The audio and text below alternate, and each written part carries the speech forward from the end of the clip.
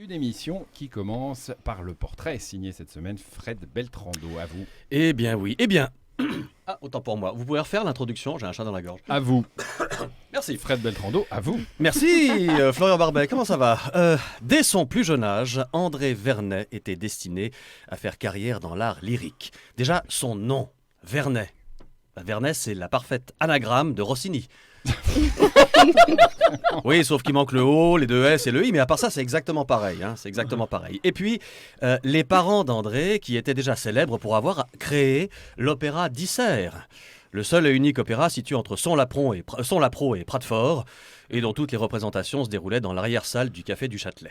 Et c'est donc naturellement que, penché sur le berceau du nouveau-né, Papa Vernet lui a adressé cette prédiction.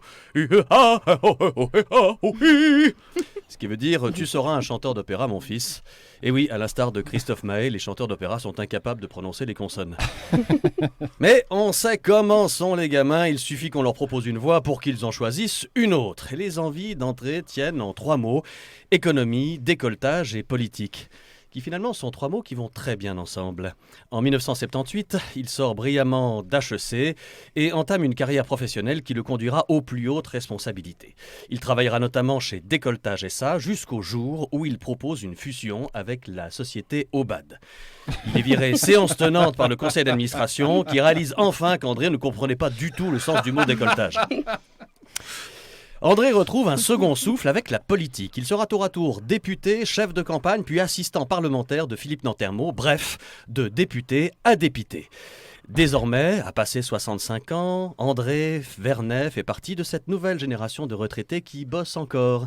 D'une part, il est chef et propriétaire de l'entreprise Oxia. D'autre part, son expérience de la politique, c'est-à-dire des hauts et des bas, et parfois des débats sur les hauts, lui a permis de trouver un emploi de vendeur d'ascenseur. Et enfin, il continue à changer les couches du jeune bambin parlementaire à chaque fois qu'un discours de ce dernier provoque en lui une légère pollution nocturne.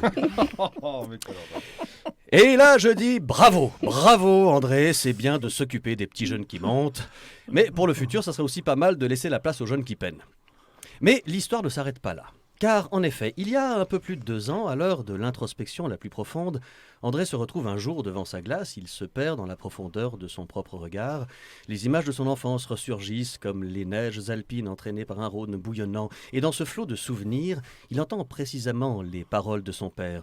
Voulant y répondre, il ouvre la bouche pour s'adresser à lui-même un message de réconfort et il dit « Ce qui veut dire « Ah bah je me ferais bien un café !» Et voilà, après des années de fuite, André Vernet se retrouve enfin habité par les muses de l'opéra. Et non, cette fois-ci, je ne ferai pas la contrepétrie. Il n'a pas suivi de formation de chanteur lyrique, qu'à cela ne tienne, il reprendra la présidence de l'Opéra du Rhône. Alors, je m'adresse à toi, auditeur des Barbouzes qui nous écoutent et que l'on aime. Si tu as besoin d'un ascenseur, si tu as besoin d'être décolleté, si tu veux qu'on corrige tes discours, eh bien, appelle Now, la hotline de André Vernet au 00 000 000. Et si, comme Lee, tu n'aimes pas les consonnes, eh ben, va écouter le Barbier de Séville, c'est moins barbant que ça en a l'air. Très bien, merci Fred.